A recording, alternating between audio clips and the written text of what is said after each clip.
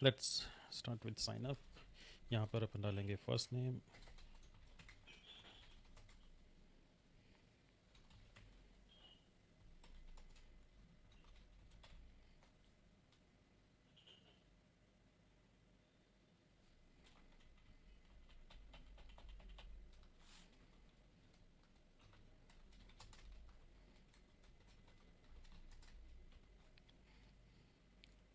Let's agree and hit on.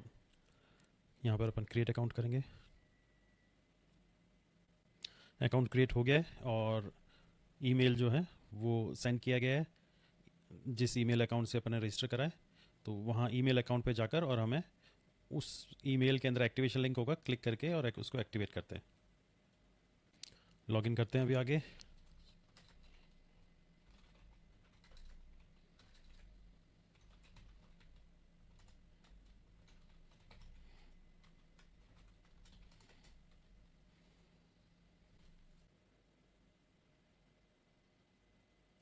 यहाँ पर ये हमें 3 प्रकार की कंपनी टाइप्स दिखा रहा है। जैसे कि पहला जो है that is for the consultant, कि अगर कोई कंपनी कंसल्टेंट टाइप की है जिसका काम मान लो कि सिर्फ हीट लोड कैलकुलेट करके और डक्ट का डिज़ाइन करना है, तो वो यूज़र इसको चूज़ करेंगे कि उनका काम जो है वो डिज़ाइन और कंसल्टेशन है। अगर कोई कंपनी जो डक्ट आर्किटेक्ट यूज़ करना चाहती है और वो कॉन्ट्रैक्टर टाइप ऑफ कंपनी है, जिसका मतलब ये है कि उनको कंसल्टेंट से ड्राइंग्स मिलेगी डक्ट की और उनका काम सिर्फ कंस्ट्रक्शन का है, तो वो एग्जीक्यूशन और इंस्टॉलेशन वाला चूज़ करेंगी। एंड वो कंपनी जो दोनों टाइप का काम करती है, जिसका मतलब ये है कि डक्ट का डिज़ाइन भी उन्हें उन्हीं को बनाना है, हीट लोड कैलकुलेट भी उन्हीं को ही करना है और पूरा कंस्ट्रक्शन भी उन्हीं को ही करना है डक्ट वाले पार्ट का। तो वो लोग चूज़ करेंगे डिज़ाइन बिल्ट, मतलब दोनों काम कर रही हैं। अब यहाँ पर अपन जो है ये कंट्री चूज़ करेंगे, जैसे कि इंडिया। ये जो फाइनेंशियल ईयर है ये कंट्री के बेस पर आता है। अगर आपका कंट्री कुछ उस टाइप का है जो कि जनवरी से दिसंबर टाइप का है, तो जैसे ये फ्रांस जो है जनवरी में शुरू होता है इनका फाइनेंशियल ईयर, तो जनवरी आ जाएगा। इंडिया के टाइम में it will come to April. Company का नाम डालते हैं,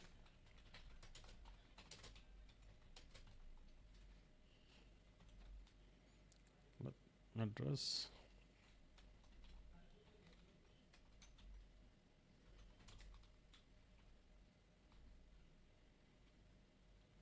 वेबसाइट, ऑप्शनल फील्ड है वैसे ये, और लैंग्वेज, करेंसी। करेंसी इंडिया के लिए हम चूज़ करेंगे इंडियन रुपीज़। टाइम जोन आ गया है। डेट फॉर्मेट हमारे यहाँ जो है DDMM YY चलता है, तो वो अपन चूज़ करेंगे। यहाँ पर जो है क्या हमें इंपीरियल चूज़ करना है या मैट्रिक सिस्टम इंडिया में, तो फॉर एग्जांपल हम यहाँ SI as a metric system ले रहे हैं। कंपनी का लोगो यहाँ अपलोड हो जाएगा और कंप्लीट सेटअप। ये चीज़ें बहुत सारी इनमें से जो ऑप्शनल है ये अपन लेटर ऑन सेटिंग्स में जाकर भी चेंज कर सकते हैं। ये डैशबोर्ड आ गया है। पहली जो चीज़ हमें ऑन बोर्ड होते ही करनी है वो ये है कि डेटा इंपोर्ट करना।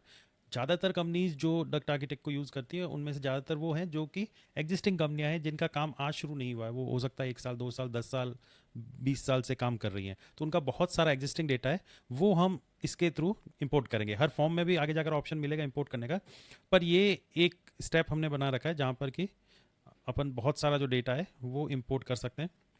यहाँ पर आप देख सकते हैं बहुत सारी चीज़ें हैं जो स्टार्ट में हमें चाहिए, जैसे कंपनी का लोगो हो गया, GST नंबर, ये अपन ने नहीं डाला है, तो एक बार ये डाल देते हैं। उसके बाद अपन जो है वो सप्लायर, क्लाइंट, आइटम कैटलॉग और ओपनिंग स्टॉक, वो सारी चीज़ें अपन डाल पाएंगे। तो सबसे पहले जाते हैं सेटिंग्स में और कंपनी प्रोफाइल्स की डिटेल अपडेट करते हैं। लोगो अपलोड कर लेते हैं।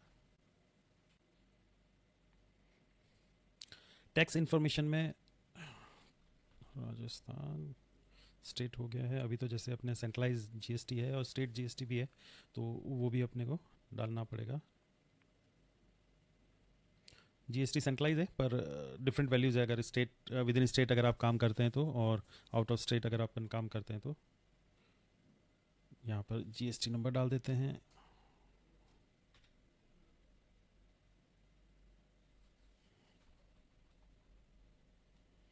टैक्स, जैसे कि हमारे यहाँ GST चलता है। अब टैक्स स्लैब अपन यहाँ बनाएंगे, इंडिया के अकॉर्डिंग अपन बना सकते हैं, चॉइस इज आर्स। तो सबसे पहला जीएसटी स्लैब अटेंड, यहाँ पर ये लेबल या नाम होगा जो वहाँ पर दिखेगा। तो फॉर एग्जांपल अपन देते हैं 18% जीएसटी, और अप्लाई करना है कितना, 18% ही अप्लाई करना है। ये जो वैल्यू है ये तो सिर्फ लेबल है दिखाने के लिए, एक्चुअली जब भी अपन कैलकुलेशन यूज़ करेंगे तो उस समय ये इतना होगा टैक्स उस पर। तो ये अपने को मेक श्योर करना है कि ये राइट वैल्यू हो।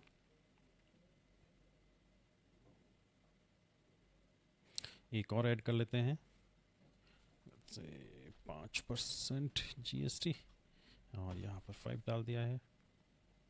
ऐसे ही अपन बहुत सारे जो हैं वो जो जो चाहे वो जितना भी परसेंट के एप्लीकेबल हो वो अपन क्रिएट कर देंगे। अभी अपन ने कोई भी डिफ़ॉल्ट सेट नहीं करा, ये इंपॉर्टेंट है कि हम डिफ़ॉल्ट सेट करें। नहीं करोगे तो भी चल जाएगा, पर डिफ़ॉल्ट सेट किया होने से क्या होगा कि ज़्यादातर चीज़ों पे ये पहले से ही लगा हुआ दिखेगा। तो फिलहाल के लिए हम 18% को डिफ़ॉल्ट सेट करते हैं।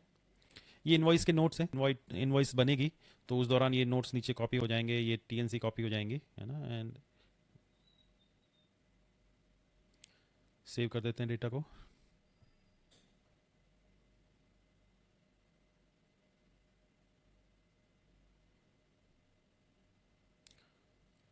वापस से चलते हैं डैशबोर्ड पे।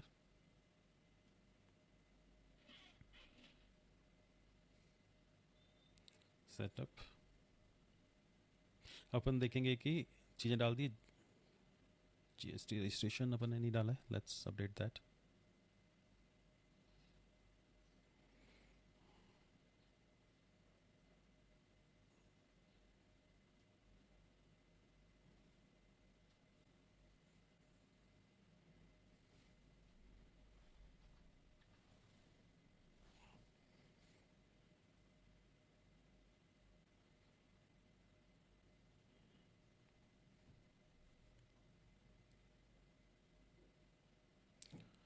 ये हो गया सारा, तो इसको अपन मार्क डन कर देंगे और आगे बढ़ते हैं सप्लायर पे। सबसे पहले अपन टेम्पलेट डाउनलोड करेंगे। ये एक एक्सेल टेम्पलेट है, तो जैसे ही आप इसको डाउनलोड करोगे इसके अंदर आपको बहुत सारी जो है वो फील्ड्स दिखेंगी जो कि सप्लायर से रिलेटेड है। Let me show it to you.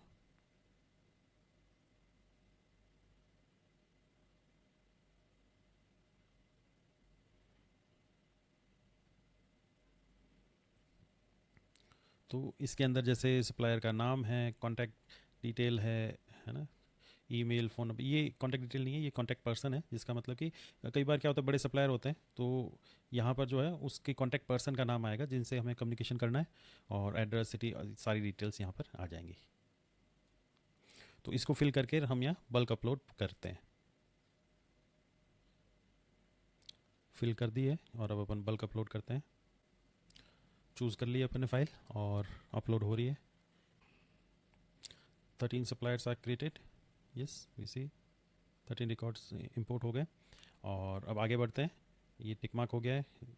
अब अपन क्लाइंट इंपोर्ट कर सकते हैं अगर हमारे पास क्लाइंट है तो डाउनलोड करते हैं टेम्पलेट और फिर अपलोड करते हैं क्लाइंट। क्लाइंट इंपोर्ट चल रहा है और हो गए हैं 10 records. This is also done. और आगे बढ़ते हैं, और अगला जो है वो आइटम कैटलॉग। ये सबसे इम्पॉर्टेंट है क्योंकि बहुत सारे आइटम्स हमारे कैटलॉग में होने वाले हैं। तो वो सारे जो आइटम्स हम डील करते हैं वो सारे आइटम्स हम यहाँ से टेम्पलेट डाउनलोड करके उसमें फिल करके अपलोड करेंगे, बल्क अपलोड, ताकि वो सब आइटम्स की हम इन्वेंट्री मैनेज कर पाएँ। और ये जो भी आपकी कंपनी के आइटम्स है वो इंपोर्ट कर लेगा इस सिस्टम में, ताकि जब भी अपन परचेज ऑर्डर करेंगे तो ये सारे आइटम्स को अपन वेंडर से ऑर्डर कर पाएंगे, और जैसे ही रिसीव होगा फिर वो इन्वेंटरी में दिखने लग जाएंगे। आइटम कैटलॉग इंपोर्ट हो चुके हैं, 100 रिकॉर्ड्स अपन ने डाले हैं। फिर है ओपनिंग स्टॉक। ये बेसिकली वो डिटेल्स हैं जैसे आप अभी ऑन बोर्डिंग कर रहे हैं डक्ट आर्किटेक्ट पे, और आपके पास जो अभी जो माल पड़ा है आपके गोडाउन में जो स्टॉक में पड़ा है उसकी एंट्री, जो कि आपके वेंडर के थ्रू नहीं आ रहा है या आया आया भी है तो वो पहले का आया हुआ है, तो जो एग्जिस्टिंग स्टॉक है वो अपन यहाँ से इंपोर्ट करते हैं और डाउनलोड टेम्पलेट करके और वापस अपलोड कर देते हैं। Successfully imported. तो ये सारा जो डेटा है वो स्टॉक का एंटर हो चुका है। कुछ जो गड़बड़ डेटा था वो भी फिल्टर हो गया है, और अब अपन इसको कंफर्म कर देते हैं इंपोर्ट को। आ चुका है, अपन यहाँ से देख भी सकते हैं जो इंपोर्ट हुआ है। और let's go back to the data importer now instead of using. तो ये सारा कुछ हो चुका है हमारा काम। अब इंक्वायरीज़ हैं, कुछ इंक्वायरीज़ हैं तो आप इंपोर्ट कर सकते हैं, और नहीं तो ये सारा काम अपन यहाँ से भी कर पाएंगे। हर हर जो भी फॉर्म होगा, जैसे सप्लायर पे आप जाओगे तो सप्लायर के अंदर भी बल्क अपलोड का ऑप्शन है, या जैसे आइटम्स के अंदर भी बल्क अपलोड का ऑप्शन आपको मिल जाएगा। पर ये जो सिंगल फॉर्म है, ये फॉर्म आपको इनिशियल ऑनबोर्डिंग के टाइम हेल्प करेगा। अब आगे बढ़ते हैं, और नेक्स्ट जो चीज़ इसके बाद अपन करेंगे वो अपन करेंगे यहाँ पर यूज़र मैनेजमेंट। तो यहाँ पर बहुत तरीके के जो है वो रोल्स अपन बना सकते हैं, क्योंकि एक ऑर्गेनाइजेशन में बहुत टाइप के यूज़र्स हो सकते हैं। ये कुछ पहले से हमने बता रखे हैं कि किस टाइप के यूज़र्स हो सकते हैं। आप चाहें तो इनको एडिट भी कर सकते हैं, और नया रोल भी ऐड कर सकते हैं। जब भी आप नया रोल ऐड करोगे, मान लो कि मैंने एक नया रोल ऐड करा एसोसिएट के नाम से, उसको कुछ भी एक कलर दे दिया, और यहाँ पर मैं ये सेट कर सकता हूँ कि उसको क्या क्या चीज़ें अलाउड हो यूज़ करना। जैसे मान लो कि प्रोजेक्ट मैनेजमेंट कर पाए, इंक्वायरी मैनेजमेंट कर पाए, डैशबोर्ड देख पाए, है ना, इन्वेंट्री मैनेजमेंट कर पाए। तो ये सारे मॉड्यूल्स का एक्सेस देकर हम क्रिएट कर सकते हैं। ध्यान रखिए, ये सिर्फ रोल है, ना कि यूज़र है। जिन जिन यूज़र को ये रोल असाइन होगा, उन सभी यूज़र को ये परमिशन मिल जाएगी। तो एक बार यूज़र में चलते हैं, यहाँ पर ऐड करते हैं एक नया यूज़र। एक चीज़ ध्यान देने वाली है कि जो करंट यूज़र से हम लॉगिन है वो यहाँ नहीं दिख रहा है, क्योंकि जो करंट यूज़र है वो टेनेंट यूज़र है, मतलब वो एडमिन यूज़र है, तो इसलिए वो यहाँ विजिबल नहीं है। हम यहाँ से एक नया यूज़र क्रिएट करते हैं, जैसे कि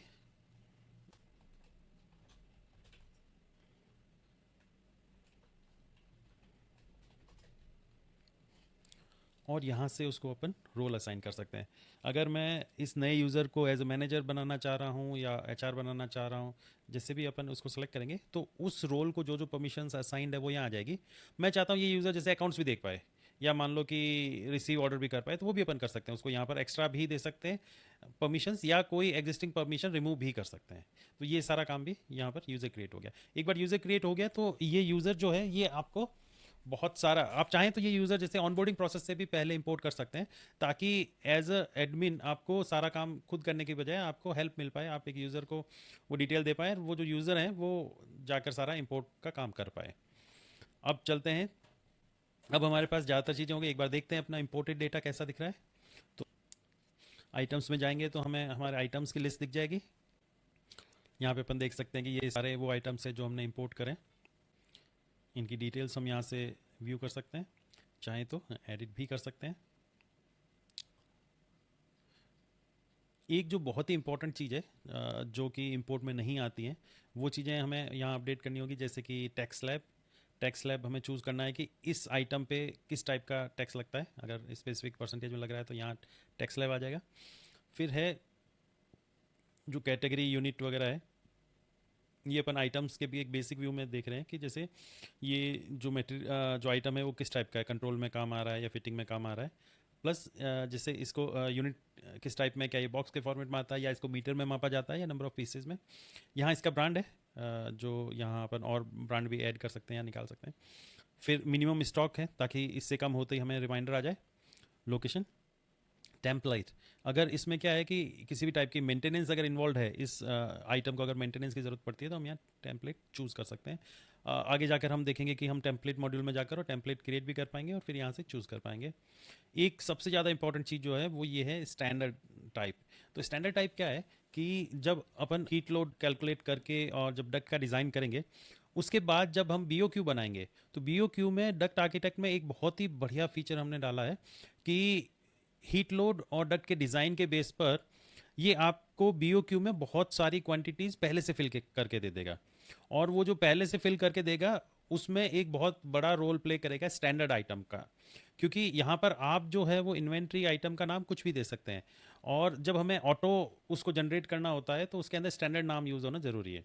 तो यहाँ हम उस स्टैंडर्ड नाम को हमारे आइटम के नाम से कनेक्ट कर सकते हैं। जैसे कि ये 2 वे मोटराइज्ड वॉल्व है ना, तो इस पर्टिकुलर को स्टैंडर्ड से अगर अपन जोड़ पाते हैं, मान लो कि एक स्टैंडर्ड वैल्यू से अगर अपन जोड़ जोड़ पाते हैं, तो ये जब भी ऑटो जनरेट होगा, जब बिल ऑफ क्वांटिटीज जो है वो ऑटो जनरेट होगा, उस समय अगर इसका यूज़ आएगा तो वो अपने आप उसकी क्वांटिटी फिल कर पाएगा आपके डक्ट के डिज़ाइन के आधार पर। तो ये ऑप्शनल चीज़ है, आप यूज़ कर भी सकते हैं, नहीं तो आप इसको खाली भी छोड़ सकते हैं।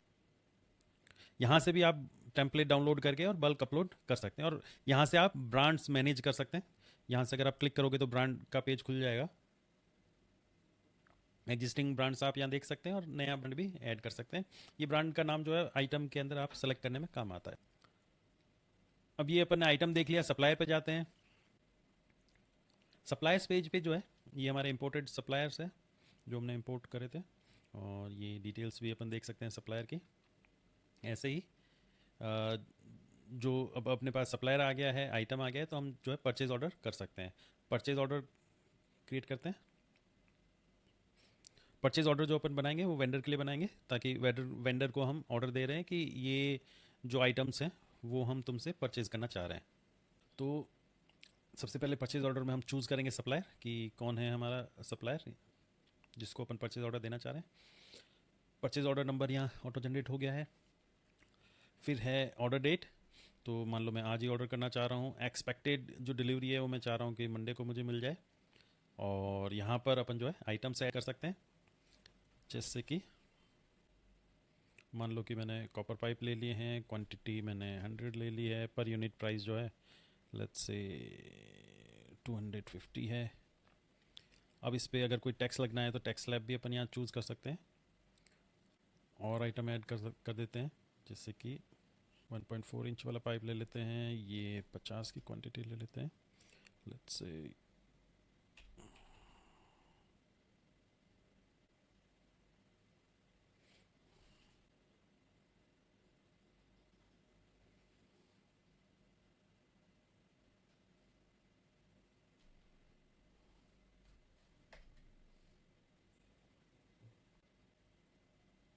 अपन इसको सेव एज ए ड्राफ्ट भी कर सकते हैं, सेव एंड सेंड कर सकते हैं। दोनों में डिफरेंस क्या है, ये सिर्फ स्टेट है।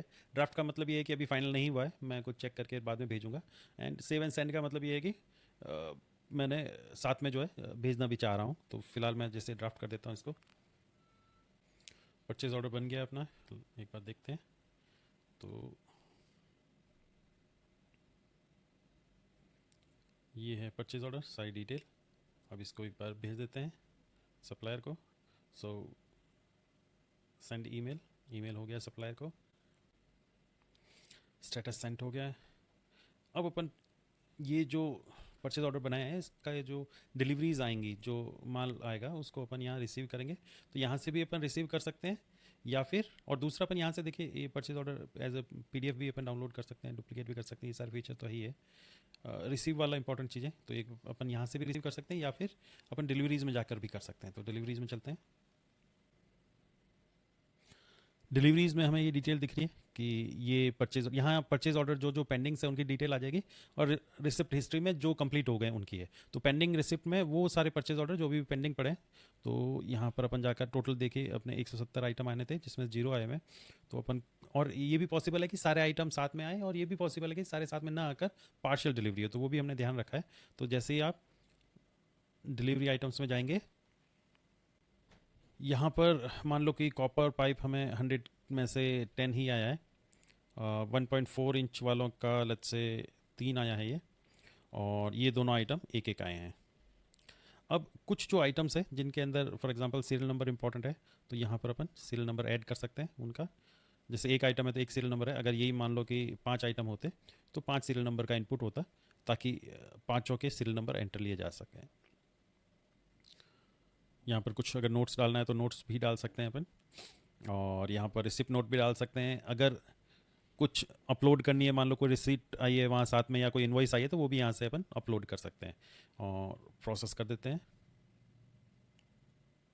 तो देखिए जैसे ये 10 में से 3 अपन ने रिसीव करा है ना, तो यहाँ पर भी ये स्टेटस हमें पता चलेगा अभी।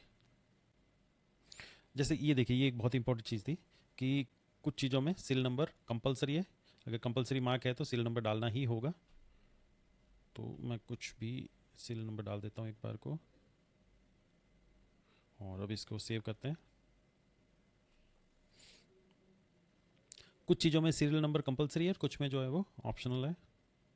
एंड इट्स डन, सेव हो गए सक्सेसफुली। यहाँ पर अपन देख सकते हैं कि स्टेटस जो है डिलीवरी का पार्शली डिलीवर्ड है, और आउट ऑफ 170 18 जो आइटम्स है वो रिसीव हो गए। आगे जाकर और भी अपने को रिसीव करने होंगे तो यहाँ से फिर से अपन रिसीव कर पाएंगे, और हमें एक प्रॉपर डिटेल पता चलेगी कि कितने ऑलरेडी आ चुके हैं, पार्शियल डिलीवर्ड हो चुके हैं, और कितने पेंडिंग है। जैसे टोटल जो था 100 था, और 100 में से 10 डिलीवर हो चुके हैं। ये 50 थे, 50 में से 3 हो गए। अब मान लो कि 4 और आ गए, तो ये मैंने 4 कर दिया और इसको मैं प्रोसेस कर देता हूँ। और ये रिमेनिंग बता रहा है कि रिमेनिंग कितने पड़े हैं अभी, जो कि वेंडर से आने बाकी है। तो अब अपन ने जो आइटम डिलीवर हो चुके हैं या रिसीव हो चुके हैं, इन्वेंट्री में जाके चेक करते हैं। तो यहाँ पर इन्वेंट्री में हमारे पास दोनों टाइप के आइटम दिखेंगे, एक वो जो अपन ने इम्पोर्ट करे थे, दूसरे वो जो डिलीवर्ड हुए हैं। और ये जैसे दिखा रहा है लॉस स्टॉक, ये कम है, तो इनको भी अपने को स्टॉक फिल करना होगा, मिनिमम स्टॉक से कम है। और इनको अपन चाहें तो मंगा सकते हैं परचेज ऑर्डर क्रिएट करके। ये जो इन्वेंट्री है ये बहुत ही डिटेल्ड पेज है। यहाँ पर हम देख सकते हैं कि बहुत सारे सर्च है, एडवांस फिल्टर्ड है। इन्वेंट्री को हमने 2 पार्ट में करा है। एक तो वीआरएफ सिस्टम्स, यहाँ पर सारे कूलिंग की जो मशीन्स हैं उनको अलग जगह पे दिखाया, और यहाँ पर जो अदर आइटम्स में जो दूसरे चीज़ें हैं, चाहे वो पाइप्स हों या मान लो कि जॉइंट्स हो, या और भी जो चीज़ें हैं जो स्क्रूज हों, वो सारी यहाँ लिस्ट करें जो कि कूलिंग नहीं है। ये थोड़ा सा हमने स्पेशल तवज्जो दी है इन्वेंट्री मैनेजमेंट में कूलिंग सिस्टम्स को, ताकि अपन अलग से देख पाएँ। अगर कुछ आइटम ऐसा है जो रिटर्न टू सप्लायर करना है तो वो भी अपन कर सकते हैं यहाँ से। अब हमारे पास इन्वेंट्री में आइटम आ चुका है, अब अपन काम करने के लिए रेडी है। तो सबसे पहली चीज़ किसी भी बिजनेस में शुरू होंगी, तो वहाँ पर आपके पास इन्वेंट्री में आइटम आ चुके हैं, तो फर्स्ट उसके बाद जो चीज़ होगी वो होगी इंक्वायरी। तो अपन जाएंगे इंक्वायरी में। इंक्वायरीज के अंदर ऐड करते हैं कि इंक्वायरी क्लाइंट। तो पहले तो ऑलरेडी हमारे पास जो कुछ क्लाइंट अपन इंपोर्ट करें उनमें से चूज़ कर सकते हैं, या फिर हम नया क्लाइंट भी यहाँ से ऐड कर सकते हैं। जैसे अपन न्यू ऐड क्लाइंट करेंगे तो ये क्लाइंट ऐड करने वाला डायलॉग बॉक्स हमें यहाँ दिखा देगा, जिससे कि अपन नया क्लाइंट भी ऐड कर सकते हैं। फिलहाल हम एक क्लाइंट यहाँ से चूज़ कर लेते हैं। प्रोजेक्ट टाइप, किस टाइप का उसका प्रोजेक्ट है, नया इंस्टॉलेशन करवाना है उसको। और उनका जो करेंसी है, यहाँ पर हमने एक स्पेशल ध्यान रखा है कि जो क्लाइंट का करेंसी है वो अगेन इंपॉर्टेंट है, क्योंकि बहुत सारे जो HVAC प्रोफेशनल्स हैं वो बहुत अलग अलग कंट्रीज़ में भी काम करते हैं। तो ये पॉसिबल है कि आप का बिज़नेस जो है वो इंडिया में है, पर साथ में आप जो है मलेशिया में या सिंगापुर में या वहाँ पे भी आप प्रोजेक्ट डील करते हो, तो वहाँ से आपको क्लाइंट किस तरीके से पे करने वाला ये क्लाइंट का करेंसी है। उसकी बजट इन्फॉर्मेशन अपन यहाँ डाल सकते हैं, सोर्स यहाँ डाल सकते हैं कि इंक्वायरी हमें कैसे मिली, और क्रिएट कर देते हैं इंक्वायरी। एक और चीज़ है, यहाँ आप फॉलोअप डेट भी डाल सकते हो कि इस क्लाइंट से आपने कहा कि अच्छा फाइनल कब तक करोगे, उसने कहा कि एक बार मुझे मंडे को कॉल कर देना, तो अपन ने मंडे की डाल दी। अभी फॉलोअप कौन करेगा, आपके यहाँ एम्प्लॉयज़ की लिस्ट आ जाएगी। अभी जैसे कोई एम्प्लॉय ऐड किया हुआ नहीं है तो आप ऐड न्यू भी कर सकते हो। तो एक बार अपन नया यूज़र ऐड करके उसको जो है ये टास्क असाइन हो जाएगा फॉलोअप करने का। ये यूज़र अपन ने यूज़र वाले में क्रिएट करा था पर सेव नहीं करा था, अभी इसको सेव कर देते हैं। इसको मैनेजर बना देते हैं और सेव कर देते हैं यूज़र को। क्रिएट हो गया यूज़र, अब उसको अपन असाइन कर सकते हैं फॉलोअप का टास्क, और ऐड कर देते हैं इंक्वायरी। ये ऑप्शनल है अगेन, अगर आप नहीं चाहते कि कोई फॉलोअप हो या किसी को असाइन नहीं करना चाहते तो भी इट्स ओके। तो इंक्वायरी क्रिएट हो चुकी है, यहाँ पर प्रायोरिटी आ गई है। कई बार क्या होता है अपन दोबारा कॉल करके प्रायोरिटी चेक भी कर सकते हैं, प्रायोरिटी अर्जेंट भी हो सकती है। यहाँ पर अपन नोट्स भी डाल सकते हैं कि उनसे बात हुई और इस तरह से जो है वो अर्जेंट हो गया है, थोड़ा प्रायोरिटी जो है वो इंक्वायरी की चेंज हो गई है। स्टेटस जो है ये चेंज होता रहेगा, जैसे कि अभी अपन ने फॉलोअप करना और वो सारी चीज़ें कर दी है, तो इसको अपन इन प्रोग्रेस में भी डाल सकते हैं। अब इसमें 2 तरीके का फ्लो हो जाता है। अगर जो है आप कंसल्टेंट टाइप के हैं तो पहला काम आपका होगा कि आप कोटेशन बनाएं कंसल्टेशन की, और वो जो कोटेशन है वो क्लाइंट को भेजें, और एक बार कोटेशन अप्रूव हो उसके बाद जो है वो आप हो सकता है प्रोजेक्ट शुरू करें। दूसरा जो तरीका ये भी हो सकता है कि आप जो है इंक्वायरी से प्रोजेक्ट पे जाएं, एक बार प्रोजेक्ट रिसीव हो गया तो उसके बाद हीट लोड और जो डक्ट डिज़ाइन करके फिर भी आप वहाँ से भी कोटेशन बिल्डअप कर सकते हैं। तो बहुत सारी जगह है कोटेशन बिल्ड करने की अलग अलग सिनेरियोज में आपके यूजेस के आधार पर। लेट्स एज्यूम कि ये इंक्वायरी अपनी कन्वर्ट हो गई है और क्लाइंट रेडी है काम करने के लिए, तो अपन यहाँ से कन्वर्ट टू प्रोजेक्ट कर देंगे। कन्वर्ट टू प्रोजेक्ट करने से क्या होगा कि बहुत सारी जो इन्फॉर्मेशन है वो पहले से ही फिल्ड आ जाएगी। एक जो बहुत इंपॉर्टेंट चीज़ है वो जो ये अभी डायलॉग बॉक्स आया था वो ये बताता है कि इसके अंदर हमने गूगल मैप की एपीआई यूज़ करी है। तो ये क्या करेगा कि आप इसका यूज़ करके और प्रोजेक्ट की लोकेशन सेट कर पाएंगे, और ये लोकेशन बहुत ही इंपॉर्टेंट रोल प्ले करेगी। जब भी आपके जो एसोसिएट्स हैं अगर वो कहीं मान लो कि उनको आपने कोई टास्क असाइन करा कि इस पर्टिकुलर साइट में जाकर काम करना है, तो साइट का एड्रेस या साइट तक का रास्ता जो है वो गूगल मैप पे दिखाने में भी ये हेल्प करेगी। दूसरी चीज़ ये है कि जब भी वो इस साइट पे एंटर करेंगे या एग्जिट करेंगे तो आपके पास एक स्पेशल नोटिफिकेशन आएगा, ताकि आपको पता चले कि कब वो पहुंचे हैं और कब वो एग्जिट हुए हैं प्रोजेक्ट लोकेशन से। तो प्रोजेक्ट की लोकेशन जो इंपॉर्टेंट है यहाँ, और आगे जाकर जब आप मान लो गूगल मैप में अपने सारे प्रोजेक्ट भी देखोगे तब भी आपको ये हेल्प करेगी कि अलग अलग जगह में कहाँ कहाँ आपके प्रोजेक्ट्स हैं। अपन डायरेक्ट प्रोजेक्ट में जाकर न्यू क्लिक करके भी इस फॉर्म पे आ सकते हैं, पर अगर अपन जो है इंक्वायरी से आते हैं तो एक बड़ा बेनिफिट ये होता है कि बहुत सारा डेटा प्री फिल्ड आ जाता है। अब यहाँ अपन प्रोजेक्ट का नाम दे देते हैं,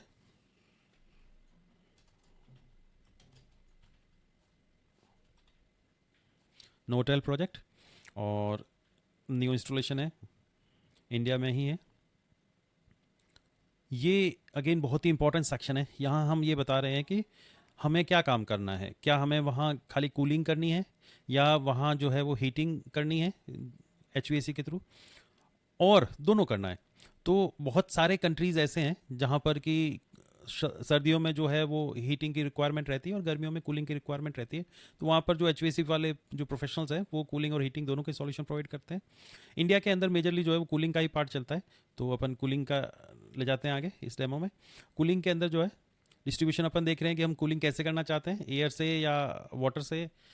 तो मैक्सिमम ऑफ टाइम इंडिया में जो है वो कूलिंग एयर के थ्रू ही करते हैं लोग, पर बहुत सारे प्रोजेक्ट वाटर वाले भी है तो वो भी आप चूज़ कर सकते हैं। तो मैंने यहाँ एयर चूज़ करा है।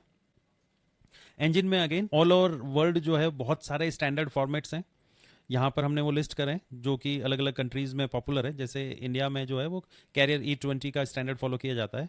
यही अगर आप मान लो यूरोप या यूएसए में है तो अलग स्टैंडर्ड फॉलो होगा। तो हमने कैरियर E20 चूज़ कर लिया है। और यूटिलिटी टाइप, तो ये पर्टिकुलर जो बिल्डिंग है वो किस काम की है, ये बहुत ही इंपॉर्टेंट है कि बिल्डिंग का टाइप जो है राइट चूज करना, क्योंकि हर एक बिल्डिंग टाइप की एक पर्टिकुलर हीटिंग के फॉर्मूले में यूजेज हैं। तो जो भी अपन बिल्डिंग टाइप या यूटिलिटी टाइप यहाँ यूज करेंगे, आगे जाकर जब अपन हीट लोड कैलकुलेट करेंगे उसके अंदर इसका इंपैक्ट आएगा। यहाँ पर अपन जो है ये सिस्टम चेंज कर सकते हैं, जो भी अपना चॉइस है, साइज या imperial, currency, project detail, start date. मान लो कि मैं आज से शुरू करना चाह रहा हूँ, एक टेंटेटिव एंड डेट। बजट अपन डाल सकते हैं, मान लो कि क्लाइंट का बजट जो 5 लाख रुपए का है या 10 लाख रुपए का है।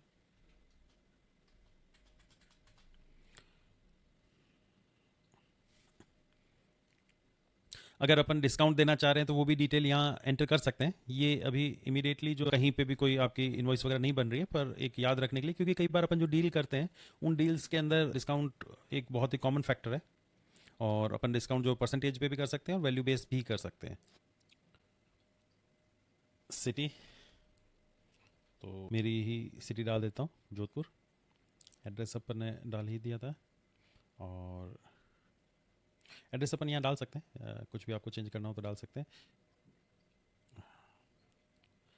स्टेट है, जिप कोड है ना, कोई लैंडमार्क हो। ये जो लेट लॉन्ग आ रहे हैं ये यहाँ से पिक कर रहा है, जो कि हम बदल सकते हैं जहाँ पे भी अपने को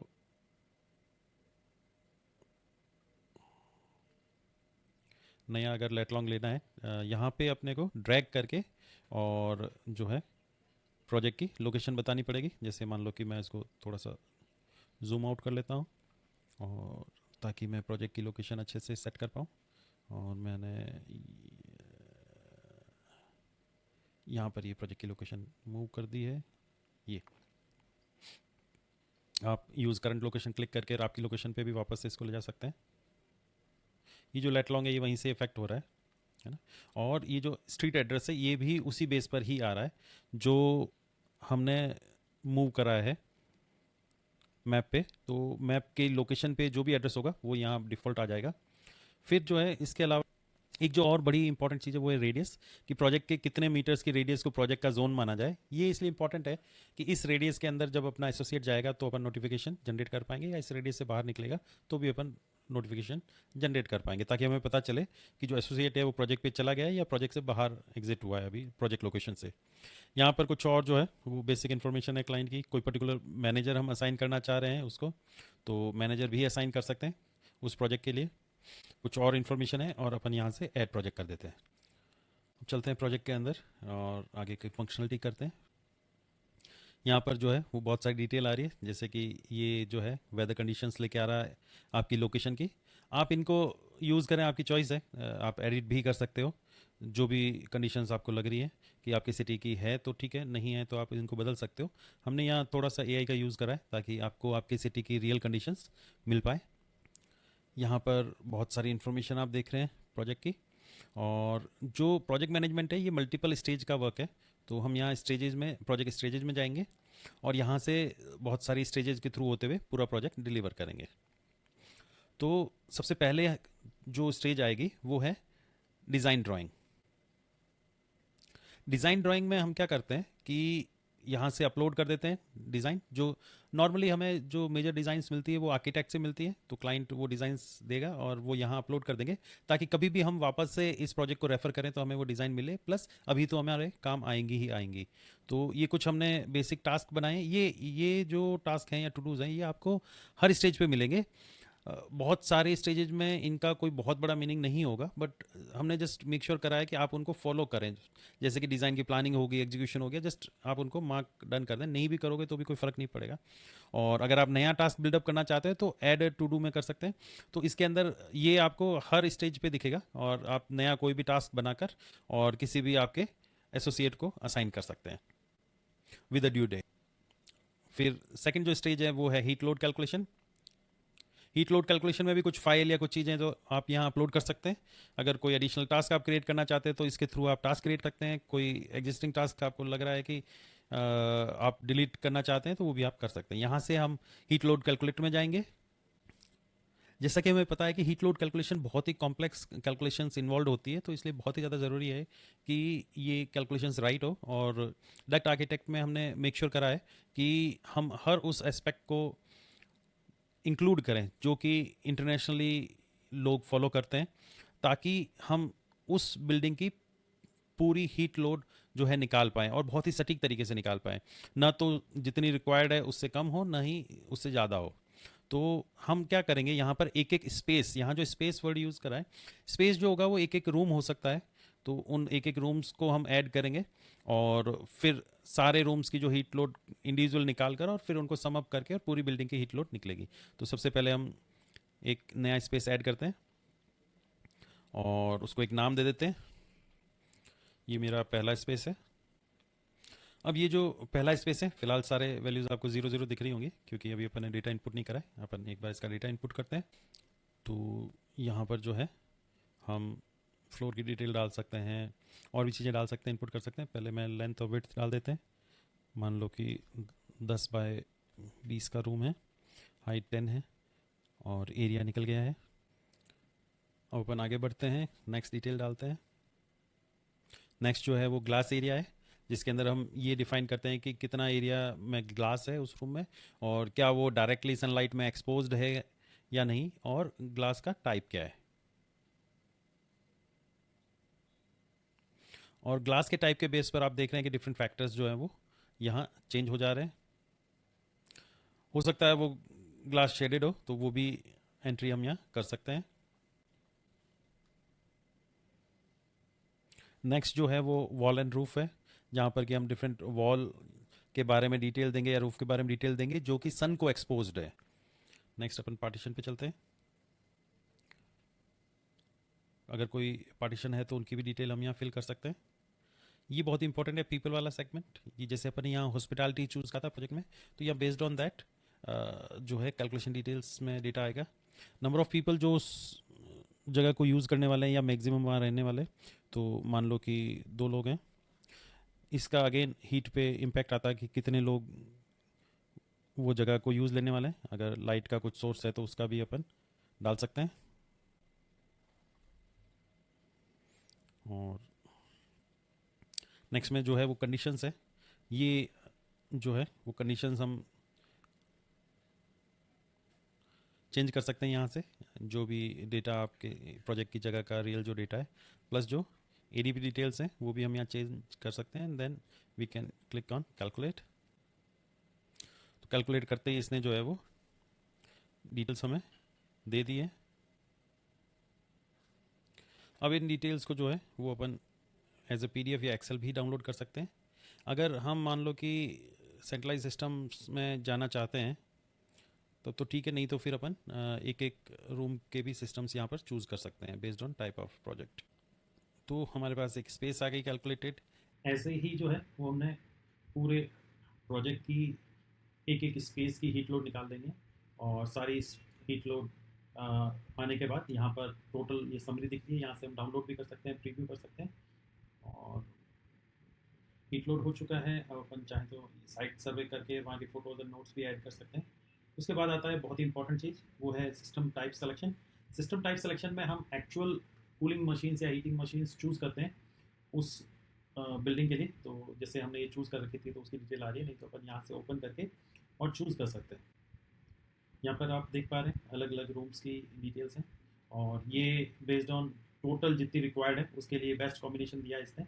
इसके अलावा भी ये एग्जिस्टिंग दिख रहा है कि जैसे कौन कौन सी कूलिंग मशीन्स हैं हमारे पास और उनके हम पर यहाँ काउंट जो है कम या ज़्यादा कर सकते हैं। और जैसे ही आप देख रहे हैं यहाँ पर नीचे जो है वो डिटेल बता रहा है कि जैसे टोटल कैपेसिटी जो कितनी हमने चूज़ करी है और कितनी रिक्वायर्ड है, ऐसे ही एयर फ्लो जो CFM है कितना चूज़ करा, कितना जो है रिक्वायर्ड है। अपन क्वांटिटी कम या ज़्यादा करके जैसे करेंगे यहाँ पर हमें अपडेट दिखेगा, तो वो चीज़ हम कर सकते हैं यहाँ से। और उसके बाद इस सिलेक्शन को सेव कर सकते हैं। जैसे ही ये सिलेक्शन सेव होगा ये डिटेल हमारे पास यहाँ पर इस सिस्टम सिलेक्शन वाले फेज पे आ जाएगी। ये डिटेल आ चुकी है कि हमने इस टाइप के 3 मशीन चूज़ करिए। और अब अपन जाएंगे डक्ट प्लानिंग वाले पेज पे। डक्ट प्लानिंग वाले पेज पे जो है वो क्लिक करते हैं यहाँ पर। और अब हम उस हीट लोड और उस मशीन को यूज़ करते हुए यहाँ पर क्रिएट करेंगे। ये आप देख सकते हैं ऑलरेडी मैंने क्रिएटेड किया हुआ है। इसका 2 तरीके हैं, या तो आप मैनुअली इससे प्लस बटन से ऐड करके और क्रिएट कर सकते हैं। दूसरा तरीका है जनरेट फ्रॉम हीट लोड। इस बटन को जैसे ही हम क्लिक करते हैं ये जो हमने हीट लोड फेज के अंदर डिटेल्स डाली थी वो भी सारी पुल करेगा। जो हमने 3 मशीन चूज़ करी थी उनकी भी डिटेल ये लेके आ जाएगा। और यहाँ पर ये देखिए ये सारी जो स्पेसेस की डिटेल है, और जैसे ही हम जनरेट करेंगे ये पूरा जनरेट कर देगा बाय डिफ़ॉल्ट। और जितनी उनकी हीट लोड है उसके हिसाब से CFM की रिक्वायरमेंट सारा कुछ ये ऑटोमेटिक कर देगा। तो यहाँ पर आप देख सकते हैं कि ये सारे स्पेसेस ऐड हो चुके हैं। हम नया स्पेस भी ऐड कर सकते हैं। जैसे मान लो कि इसके नीचे मुझे एक और ऐड करना, तो इसको सेलेक्ट करके मैं ऐड करूँगा तो उसके नीचे ही ऐड हो जाएगा एक नया स्पेस। ये हो गया। अब मैं इसको कुछ नाम दे सकता हूँ। मैं साइज बाय फ्रिक्शन लॉस भी कर सकता हूँ, साइज बाय वेलोसिटी भी कर सकता हूँ। तो दोनों में डिफरेंस ये है कि अगर अपन फ्रिक्शन से करेंगे तो वेलोसिटी ऑटोमेटिकली कैलकुलेट हो जाएगी, एंड अगर अपन वेलोसिटी से करेंगे तो फ्रिक्शन लॉस जो है वो ऑटोमेटिकली हो जाएगा। मान लो इसके लिए मुझे 1200 CFM चाहिए और ये फ्रिक्शन लॉस आ गया। यहाँ मैं लेंथ डाल दूंगा पाइप की, लेट्स से 10 फीट। तो इसने वेलोसिटी कैलकुलेट कर दी है और ये प्रपोज करिए डिफरेंट साइजेस जिसमें से मैं पिक कर सकता हूँ। इसके अलावा मैं चाहूँ तो यहाँ पर साइजिंग को कम ज़्यादा भी कर सकता हूँ। और अगर मुझे राउंड बनाना है तो ये राउंड डायमीटर में भी अवेलेबल है। और इसको मैं सेव कर सकता हूँ यहाँ से, और सेव करके और यहाँ से अपन बैक आ जाएंगे। अब नेक्स्ट जो स्टेज है वो वेंटिलेशन की स्टेज है जिसके ऊपर अपन कुछ डिटेल्स डाल सकते हैं। नेक्स्ट वेरी इंपॉर्टेंट जो स्टेज है वो है BOQ। BOQ स्टेज में हम क्या करते हैं कि जो हीट लोड और मशीन के बेस पर हमने डक्ट प्लानिंग करी है तो उस डक्ट प्लानिंग के बेस पर ये BOQ जनरेट होगा। ये BOQ जो है ये बहुत ही इंपॉर्टेंट है। यहाँ पर हमने क्या करा है कि कुछ स्टैंडर्ड डिटेल ली है और उस स्टैंडर्ड डिटेल को मैप करवाते हैं एक्चुअल आपके आइटम्स, इन्वेंट्री आइटम्स से। तो जो भी कोर आइटम्स रिक्वायर्ड है किसी भी डक्टिंग के लिए, और जितना हमारे पास साइज जैसे डक्ट की लेंथ और साइजिंग अवेलेबल है उसके बेस पर ही ऑटोमेटिकली आपको BOQ जनरेट करके दे देगा। और इसको जो है वो अपन एक बार लेट्स से रीओपन करते हैं। तो इसने जैसे ये 3 ऑटोमेटिकली पुल कर लिया है। ये जो प्राइसिंग जो है हमारे पास इन्वेंट्री में होगी तो आ जाएगी, नहीं तो फिल करनी होगी, लेबर प्राइस फिल करना होगा। मार्कअप इज कि कितना हम उस पर मार्जिन रखना चाह रहे हैं, और ये टोटल आ जाएगा। ऐसे करके हम लोग जैसे नया आइटम भी यहाँ से ऐड कर सकते हैं, जैसे कुछ नई लाइन ऐड करनी है तो लाइन ऐड हो गई, और अपन यहाँ पर जो है आइटम सर्च भी कर सकते हैं, जो भी अपन सर्च करेंगे वो यहाँ से आ जाएगा। उसकी अपन लेट्स से यहाँ पर कुछ क्वांटिटी डाल सकते हैं, उसकी सप्लाई वैल्यू डाल सकते हैं, और लेबर डाल सकते हैं, और ये टोटल आ जाएगा यहाँ पर। इस तरीके से हम जो है सारे ऐड कर देंगे तो यहाँ पर टोटल वैल्यूज आ जाएगी, और यहाँ पर जो है वो अपन उससे कोटेशन जनरेट कर सकते हैं। बेसिकली जो कोटेशन जनरेट होगा, ये कोटेशन यहाँ से जाकर और कोटेशन लिस्ट में जाकर ऐड हो जाएगा। ये जो भी अपन ने चूज करा है, इसको एज अ टेम्पलेट भी हम डाल सकते हैं, और दूसरा बीओक्यू को यहाँ से अपन एक्सपोर्ट करके और वापस बल्क अपलोड भी कर सकते हैं अगर हमारे पास कोई पर्टिकुलर फाइल है तो। और अगर अपन मार्कअप यहाँ डालते हैं तो ये सभी लाइनों के अंदर जो है प्रॉफिट परसेंटेज ऐड कर देगा। उसके बाद जो सप्लाई एंड लेबर है, ये वाला पार्ट अगर हमें खाली सिंगल रेट चाहिए तो रेट दे देगा, और अगर हमें लेबर रेट भी चाहिए तो साथ में तो लेबर रेट भी आ जाएगी। एक बार अगर इसको अपन सेव कर देंगे, यहाँ से अपन सेव कर देते हैं, सेव हो गया। अब अपन एक बार सेव करने के बाद जो है इसको फाइनलाइज कर सकते हैं। Yes, this is the final thing. Finalise होते ही ये लॉक हो जाएगा एक तरीके से। उसके बाद इसको जो है वो अपन एक्सपोर्ट कर सकते हैं। अब एक्सपोर्ट करने के लिए अपन ऑप्शन दिए बहुत सारे, एक्सेल दे सकते हो, CSV फाइल बनाकर एक्सपोर्ट कर सकते हो, PDF एक्सपोर्ट कर सकते हो विद प्राइस, और विदाउट प्राइस भी PDF दे सकते हो। कई बार आप जो है वो कस्टमर को खाली विदाउट प्राइस देना चाह रहे हो तो आप अनप्राइज्ड PDF भी दे सकते हो, प्राइस के साथ अगर देना चाह रहे हो तो वो भी आप कर सकते हो। यहाँ जैसे अगर आप कंसल्टेंट टाइप ऑफ यूजर हो तो उस केस में आप यहाँ से मोस्ट केसेस में आपको प्राइस से कोई लेना देना नहीं होता है, और आप यहाँ से सिर्फ BOQ बना के और जनरेट कोटेशन करके और कोटेशन जो है वो कस्टमर को भेज सकते हो। और कस्टमर को कोटेशन भेजने के बाद जो है अगर अप्रूव हो जाती है तो वहाँ एज ए कंसल्टेंट जो है वो आपका काम खत्म हो जाता है, आपका इनवॉइस जनरेट करके और पेमेंट ले लेने का ही काम है। बट अगर आप कॉन्ट्रैक्टर टाइप ऑफ यूजर हो तो यहाँ से आपका काम शुरू होता है, जहाँ पर आपको BOQ किसी कंसल्टेंट से मिलता है, आपको जो है डक्ट प्लानिंग और साइड डिटेल मिलती है, वो आप यहाँ पर इनपुट करके यहाँ से आप फर्दर काम कर सकते हो। तो पहला काम ये होगा कि आप भी अगेन BOQ बनाओगे, बट आप जो है एज ए कॉन्ट्रैक्टर आप BOQ विद प्राइस बनाओगे, और एक बार प्राइस बना के फिर आप जो है उसको कोटेशन बना के और उस कोटेशन को कस्टमर को भेजोगे, और कस्टमर एग्री कर जाएगा, देन आप मूव करोगे मटेरियल एलोकेशन को। तो जो मटेरियल एलोकेशन है वो बहुत ही इंपॉर्टेंट है, बट जैसे आप देख रहे हो कि कोटेशन एक्सेप्ट होने के बाद ही है मटेरियल एलोकेशन, क्योंकि आप मटेरियल तभी ऑफकोर्स बाय करोगे या एलोकेट करोगे अगर वो प्रोजेक्ट असाइन हो चुका है। तो अभी कोई पर्टिकुलर कोटेशन अप्रूव नहीं हुई है, तो अपन एक बार कोटेशन में चलते हैं, हमारे पास होगी कोटेशन बनी हुई। ये कोटेशन है अपने पास एक बनी हुई, और इस कोटेशन को अपन मार्क एज एक्सेप्टेड कर सकते हैं। डाउनलोड PDF वगैरह एक्सेप्ट रिजेक्ट सब किया जा सकता है, अपन यहाँ से एक्सेप्ट कर दिया। इसका मतलब क्लाइंट ने जो क्लाइंट को जो आपने कोटेशन भेजी है वो अप्रूव हो चुकी है। अब अपन प्रोक्योरमेंट में जाएंगे, तो वापस से अपन चलते हैं प्रोजेक्ट पे, अपन वापस BOQ पे आ गए हैं, और अब चलते हैं मटेरियल एलोकेशन पे। तो अब कोटेशन अप्रूव हो चुकी है, तो उस कोटेशन के बेस पर जो है वो यहाँ पर अपने पास प्रोक्योरमेंट आइटम्स आ चुके हैं कि हमें क्या क्या चीज़ें कितनी प्रोक्योर करनी है, और यहाँ पर आप देख सकते हैं कि रिक्वायर्ड क्वांटिटी भी आ रही है, अवेलेबल क्वांटिटी आ रही है, ब्लॉक क्वांटिटी, ये बहुत इंपॉर्टेंट है। इसके अंदर क्या होता है कि हमारी इन्वेंट्री में जैसे मान लो कि हमें टोटल 10 आइटम चाहिए, और इन्वेंट्री में मान लो कि लेट्स से 15 पड़े हैं, और मैं चाहता हूँ कि वो 10 के 10 अभी मेरे काम के नहीं हो सकता है, मुझे 2 इमीडिएटली चाहिए, तो मैं यहाँ पर 2 की क्वांटिटी जो है वो ब्लॉक कर दूंगा। इसका मतलब बाकी सब लोगों को या बाकी सब प्रोजेक्ट्स में जब भी एलोकेशन होगा उस समय 15 की जगह 13 क्वांटिटी ही दिखाएगा, क्योंकि 2 जो है वो ऑलरेडी ब्लॉक हो चुकी है इस प्रोजेक्ट के लिए, चाहे वो स्टॉक आउट नहीं भी हुई हो तब भी जो है वो ब्लॉक्ड ही रहेंगी। यहाँ पर अपन ये दूसरे आइटम्स के भी प्रोक्योरमेंट में यहाँ आइटम्स ऐड कर सकते हैं बहुत सारे, यहाँ से ऐड मोर आइटम्स से अपन आइटम्स ऐड कर करके, और एक्चुअल जो अपनी इन्वेंट्री के आइटम्स है उनको अपन यहाँ पर ऐड करके, और ये required quantity let's say 3 block कर दो, एक, ठीक है। ऐसे ही करके और अपन बहुत सारे जो आइटम्स है वो यहाँ पर अपन ऐड मोर करके ऐड कर करके और प्रोक्योरमेंट में ऐड कर सकते हैं। इसको सेव कर देते हैं प्रोक्योरमेंट को। अब प्रोक्योरमेंट हो चुका है, तो प्रोक्योरमेंट में अपन ने आइटम्स लिस्ट कर लिए हैं, तो अब अपन जो है इंस्टॉलेशन में चलते हैं। इंस्टॉलेशन प्लानिंग हो चुकी है, अपन चलते हैं और आइटम्स को स्टॉक आउट कर सकते हैं।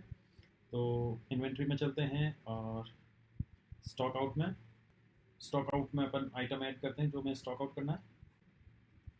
स्टॉक आउट के टाइम ये हमें तीनों टाइप में से टाइप बता रहा है कि क्या हमें वो प्रोजेक्ट के लिए स्टॉक आउट करना है, या कोई कई बार जैसे डायरेक्ट कस्टमर्स आते हैं, उन्होंने इसी या ऐसी कोई चीज़ परचेज करी तो उनको इंडिविजुअल वाले में आ जाएगा, या फिर सर्विस एएमसी के लिए हम स्टॉक आउट कर रहे हैं, क्योंकि कई लोग सर्विस एएमसी पे जाते हैं तो भी जो है वो इन्वेंट्री में से आइटम्स स्टॉक आउट करके लेके जाते हैं।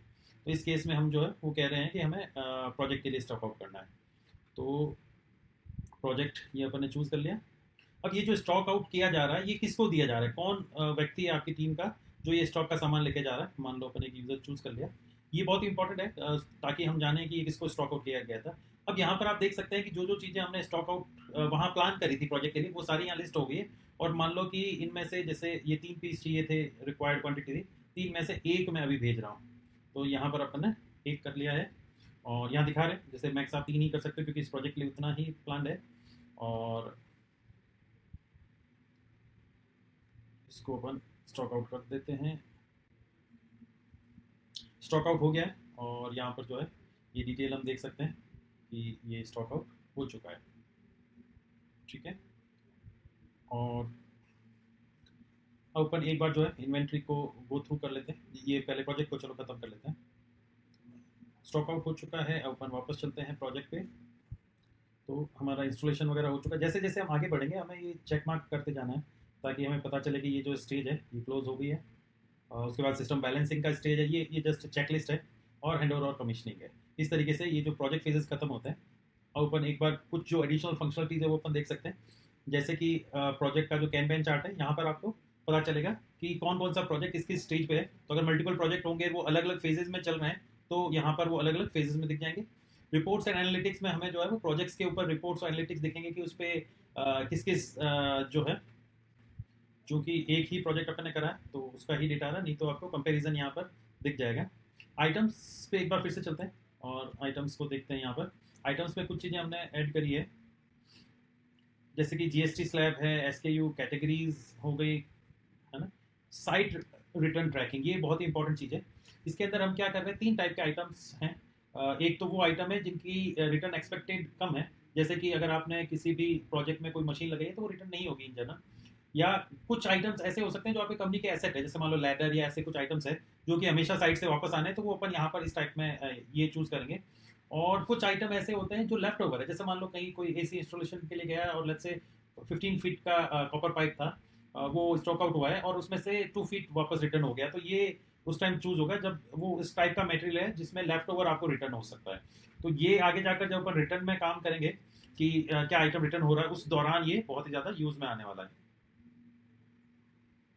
ये जो है यूनिट प्राइस, ब्रांडिंग, सारा कुछ जो है यहाँ पर डिटेल्स आ जाएगी। एक ये परचेज रिटर्न पेज है, यहाँ पर जो जो चीज़ें रिटर्न हुई हैं उनकी डिटेल्स आपको यहाँ मिल जाएगी। ये अपना इन्वेंट्री हो गया है। इन्वेंट्री में ये सारे आइटम्स वो हैं जो कि एसी और इक्विपमेंट है, और ये सारे अदर आइटम्स हैं। प्रोजेक्ट मटेरियल है, ये वो है जो प्रोक्योरमेंट अपने प्रोजेक्ट्स के लिए करा है। तो जैसे कि आप देख सकते हैं कि ये अलग अलग जो आइटम्स है वो गए हैं, यहाँ पर जो है प्रोजेक्ट की डिटेल आ रही है कि इस प्रोजेक्ट में ये आइटम इतना गया है। और ये स्टॉक आउट, ये रिटर्नेबल आइटम्स है, वो आइटम्स है जो अगर आपने परचेज ही रिटर्नेबल फॉर्मेट में करे हैं, कि जैसे लेडर या अभी अपन आइटम्स में देखा था, तो वो अगर किसी प्रोजेक्ट पे गए हुए हैं तो ये पेज हमें हेल्प करेगा टू गेट नो कि ये पर्टिकुलर टाइप ऑफ आइटम जो है वो रिटर्न होना था और अभी हुआ है या नहीं हुआ है। तो वो भी अपन यहाँ पर कर सकते हैं। फिर ये एबीसी एनालिसिस है, ये हमें हेल्प करेगा हमारे इन्वेंट्री के ऊपर या हमारे स्टॉक के ऊपर देखने में, जहाँ पर कि हम पता लगा सकते हैं वैल्यू बेस और कंजम्पशन बेस। वैल्यू बेस में हमें वो बताएगा कि हाईएस्ट वैल्यू वाले जो प्रोडक्ट्स जो हैं वो क्लास ए में है, वो कौन कौन से हैं। फिर मीडियम एंड लोअर वैल्यू वाले जो है वो प्रोडक्ट कौन कौन से हैं। लाइकवाइज कंजम्पशन बेस्ड है कि किसका कंजम्पशन जो है वो हाई हो रहा है, किसका कंजम्पशन लो हो रहा है। तो ये एबीसी एनालिसिस है उसके लिए। एक बार फाइनेंशियल वाला भी देख लेते हैं, इन्वॉइसेस पार्ट। तो यहाँ से अपन इन्वॉइस बना सकते हैं और यहाँ से टेम्पलेट डाल के बल्क अपलोड भी कर सकते हैं invoices. Let's create invoice. Again यहाँ पर ये तीनों का ऑप्शन आ रहा है कि क्या जो इन्वॉइस है वो किसी प्रोजेक्ट के लिए या कोई इंडिविजुअल सेल है या एएमसी के लिए। फिलहाल अपन एक प्रोजेक्ट के लिए करते हैं। यहाँ पर जो है वो हमारे पास प्रोजेक्ट्स की लिस्ट आ जाएगी और डिटेल्स आ जाएगी। ये इन्वॉइस नंबर असाइन हो चुका है, अपन एक प्रोजेक्ट चूज कर लिया है। और यहाँ पर देखो जैसे ही अपन ने प्रोजेक्ट चूज करा, इसने बता दिया कि इस कोटेशन में हमने जो है ये अप्रूव्ड वाली कोटेशन है इस प्रोजेक्ट की, तो हम चाहें तो इस कोटेशन से भी जो है वो पुल कर सकते हैं। फॉर एग्जांपल मैंने क्लिक करा और ये यहाँ उस कोटेशन की डिटेल दिखा देगा। ये जो अपन ने कोटेशन भेजी थी उसकी डिटेल है। तो जो जो सेलेक्टेड है उनकी अपन एक इनवॉइस बना देते हैं। लेट्स से इन आइटम्स की बनानी है मुझे, ऐड सिलेक्शन कर दिया तो वो सारे आइटम्स जो यहाँ आ गए। अब इन पे कोई पर्टिकुलर टैक्स लगाना चाह रहे हैं तो हम वो भी अप्लाई कर सकते हैं। और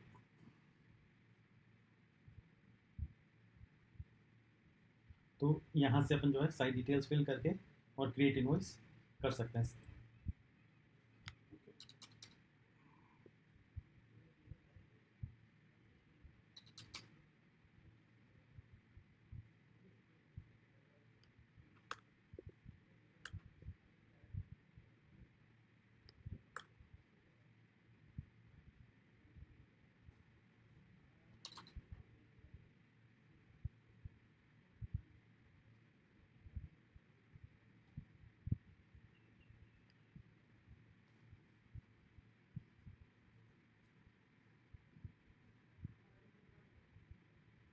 Let's create the invoice.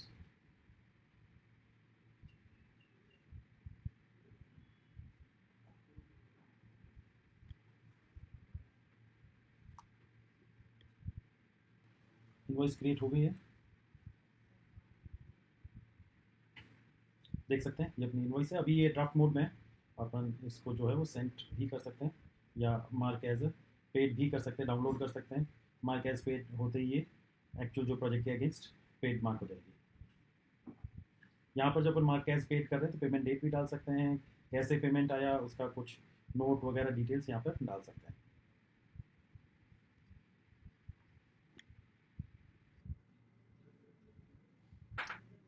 Let's mark it paid.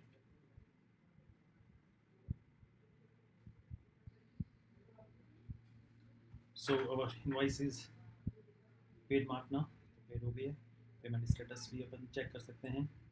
ये जो एक्सपेंसेस वाला है this is again very important.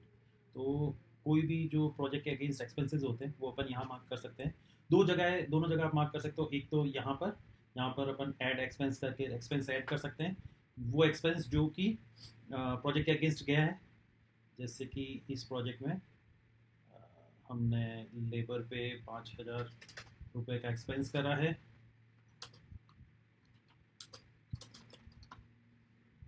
Currency choose कर लिया है, बाकी सारी डिटेल हमने डाल के यहाँ पर कुछ रिसिप्ट वगैरह वो भी डाल के ऐड एक्सपेंस कर देते हैं। एक्सपेंस ऐड हो गया है तो एक्सपेंसेस पेज पे आकर और अपन एक्सपेंस देख सकते हैं। यहाँ पर प्रोजेक्ट चूज करके और प्रोजेक्ट का स्पेसिफिक भी चूज कर पाएंगे। दूसरा सेम एक्सपेंसेस जो है वो अपन यहाँ पर प्रोजेक्ट की डिटेल में भी जाकर कर पाएंगे एक्सपेंसेस ऐड।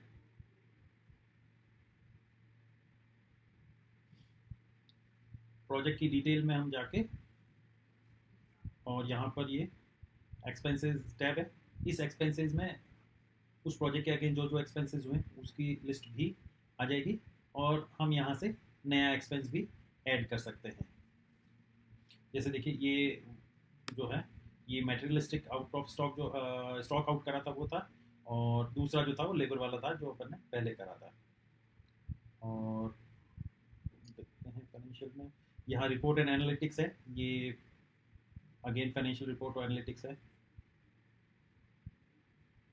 यहाँ पर आप देख सकते हैं वेरियस प्रोजेक्ट के बहुत सारे जो रिपोर्ट्स और एनालिटिक्स है। अगर अपने को project specific profit loss check करना है तो ये रिपोर्ट है, इसमें बहुत सारी रिपोर्ट्स आपको मिलेंगी। और जैसे इसको अपन देखते हैं प्रोजेक्ट के profit loss statement kind of ये रिपोर्ट है, एक बार ओपन करके देखते हैं इसको। यहाँ पर लेफ्ट साइड में जो है वो प्रोजेक्ट लिस्ट आ जाएगी। ये अपना प्रोजेक्ट आ गया, इसको सेलेक्ट कर सकते हैं हम। यहाँ पर ये देखो नो होटल प्रोजेक्ट में जो है तो कितना इन्वॉइस करा है, कितना कलेक्ट किया गया, कितनी कॉस्ट लगी, क्या मार्जिन है, बहुत सारी जो डिटेल्स यहाँ पर मिल जाएगी। ऐसे ही यहाँ पर बहुत सारी आपको डिटेल्स देखने को मिलेगी। इसके अलावा जो है ये अकाउंट्स में हम जा सकते हैं जहाँ पर अपन चार्ट ऑफ अकाउंट्स क्रिएट कर सकते हैं, लेजर्स क्रिएट कर सकते हैं। ये चार्ट ऑफ अकाउंट्स है और अपन लेजर्स क्रिएट कर सकते हैं। लेजर्स में जाकर वाउचर्स है, जैसे मान लो कि प्रोजेक्ट वाले जो भी एक्सपेंसेस है वो तो अपन एक्सपेंस टैब से ऐड कर दिए, पर कोई कंपनी के लिए कोई एक्सपेंसेस है तो वो यहाँ से अपन वाउचर क्रिएट कर सकते हैं। बैंकिंग में जो है हमारे बैंक्स के डिटेल्स हैं, रिकन्सिलेशन में हम रिकन्सिलेट कर सकते हैं। उसके अलावा जो है ये बहुत सारी कंप्लाइंसेज एंड रिपोर्टिंग है जिनको हम देख सकते हैं। ये बहुत इंपॉर्टेंट है एसोसिएट वाला। यहाँ पर हमें एसोसिएट की अटेंडेंस दिखेंगी, जो जो हमारे यूजर्स होंगे उनकी अटेंडेंस रिकॉर्ड यहाँ आ जाएगी। ये अपन आ गए हैं सर्विसेज एंड मेंटेनेंस मोड पर। यहाँ पर अपन देख सकते हैं कि बहुत सारे सर्विस और मेंटेनेंस जो है वो रिकॉर्ड्स क्यू अप हो रखे हैं, और यहाँ पर जो है कॉन्ट्रैक्ट्स अपने को दिख जाएंगे जो कि हमने सर्विस और मेंटेनेंस के लिए करें।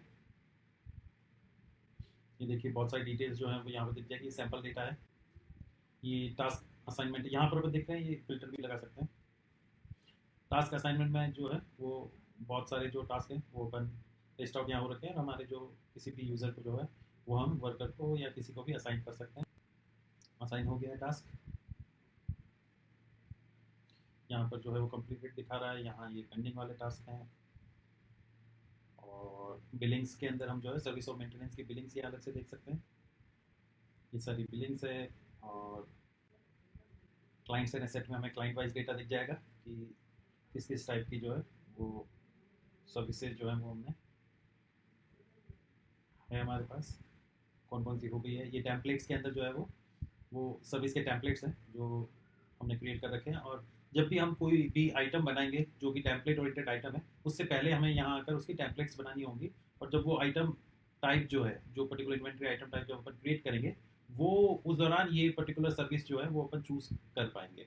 यहाँ से अपन नया टेम्पलेट बना सकते हैं जहाँ पर कि अपन सर्विस का टाइप बता सकते हैं, किस टाइप की सर्विस है, कैटेगरी क्या क्या है, फ्रीक्वेंसी और सारी डिटेल्स जो है वो यहाँ पर ऐड कर सकते हैं। और ये हमारा वापस से अपन डैशबोर्ड देखते हैं, सर्विस एंड मेंटेनेंस का डैशबोर्ड है ये। जैसे ही न्यू कॉन्ट्रैक्ट होगा, यहाँ पर अपन देख रहे हैं कि हमें सर्विस किस टाइप की चाहिए, क्या एनुअली सर्विस चाहिए, या विच इज़ की जो हमारी एएमसी है, या सर्विस कॉन्ट्रैक्ट अलग से चाहिए, या फ्री सर्विस क्रिएट करनी है, तो वो भी हम यहाँ क्रिएट कर सकते हैं।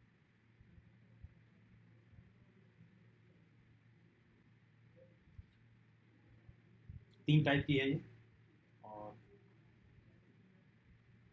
यहाँ से जो अपन ये चूज़ कर सकते हैं, और कंपनी का नाम और सारी डिटेल आ गई। कस्टमर चूज़ कर लिया, कौन सी पर्टिकुलर मशीन्स हैं वो यहाँ से अपन चूज़ कर सकते हैं। हमारे जो आइटम्स में से यहाँ से लिस्ट आ जाएगी, और उससे अपन चूज़ कर सकते हैं कि कौन सा पर्टिकुलर मॉडल है, और सारी डिटेल यहाँ पर डाल सकते हैं। और ये ऑप्शनल है, यहाँ से आप एंट्री भी कर सकते हैं और इसको ऐड कर सकते हैं। यहाँ पे आप काउंट डाल सकते हैं कि कितनी सर्विस आपको पर ईयर में चाहिए, और क्रिएट सर्विस कर सकते हैं। एसोसिएट वाले में यहाँ अटेंडेंस के रिकॉर्ड आएंगे। जैसे जैसे लोग ऐप से अपना अटेंडेंस मार्क करेंगे, यहाँ पर लिस्ट हो जाएगी। आज किसी ने करे नहीं है मार्क, इसलिए कोई लिस्ट नहीं है। कुछ ट्रैकिंग डेटा है जो हमें बताता है कि अगर किसी ने ट्रैकिंग शुरू करी थी तो उनकी क्या क्या लोकेशन की ट्रैकिंग आ रही है। पुरानी ट्रैकिंग अपन देख सकते हैं, बहुत पहले की ट्रैकिंग डेटा है वो है। लाइव लोकेशन जो है ये हमें आपकी करंट लोकेशन ले लेगा, और इसको अपन जूम आउट करेंगे तो हमारे जितने भी एसोसिएट्स या वर्कर्स हैं उनकी अपन लाइव लोकेशंस देख पाएंगे कि कहाँ कहाँ हैं। ऐसे ही लोकेशन लॉग के अंदर उनकी जीपीएस लोकेशन हमें यहाँ मिल जाएगी।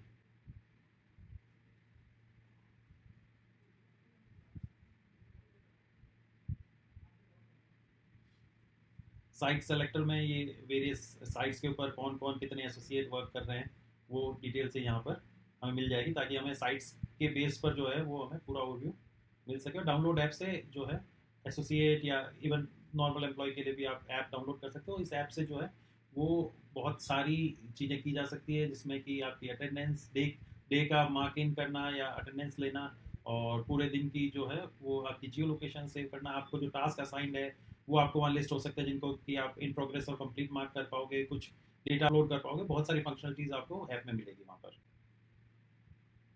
ये हमारा एआई असिस्टेंट है, फिलहाल हमने डीएक्टिवेटेड कर रखा है, पर ये ऑलरेडी बिल्ट इन हो चुका है और जल्द ही शुरू करेंगे। इसके अंदर ये आपके लिए एज असिस्टेंट वर्क करेगा।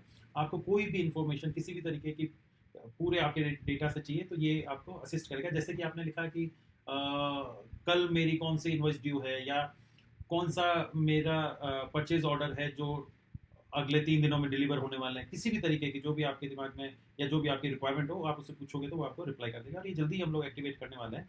ये पूरा बिल्ड हो चुका है, अभी फाइनल जो है वो टेस्टिंग भी हो चुकी है, जल्दी हो जाएगा।